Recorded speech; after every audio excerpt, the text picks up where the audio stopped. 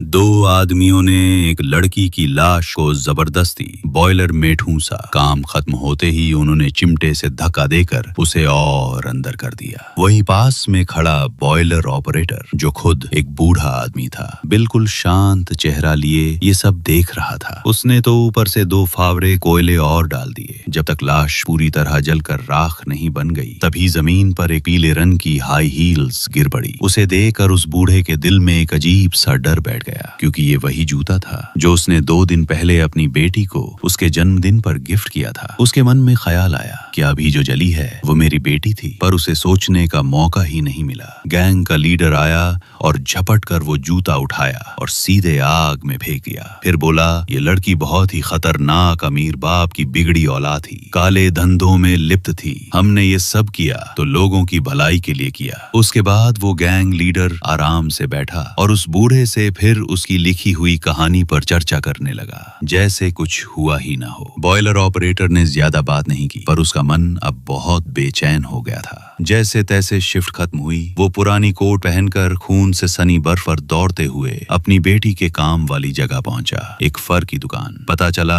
बेटी आज काम पर आई ही नहीं। उसकी चिंता और बढ़ गई। तभी उसकी बेटी की सहेली आई और कहा, आपकी बेटी तो दुकान का सारा पैसा लेकर भाग गई है, शहर के एक बदमाश लड़के के साथ भाग गई। बॉयलर ऑपरेटर को यकीन नहीं हुआ। वो जानता था उसकी बेटी ऐसी नहीं है, पर उसके दिल का एक कोना चाहता था कि ये बात सच हो, क्योंकि अगर ऐसा है तो बॉयलर में जली लाश उसकी बेटी की नहीं थी। 60 साल का वो बूढ़ा आदमी एक पल भी नहीं रुका, सीधा दौड़ते हुए अपनी बेटी के घर पहुंचा। कई बार डोर बेल बजाई, कोई जवाब नहीं आया। फिर चाबी से दरवाजा खोला। घर में कदम रखते ही उसकी धड़कन और तेज हो गई और फिर उसने देखा उसी पीली सैंडल की दूसरी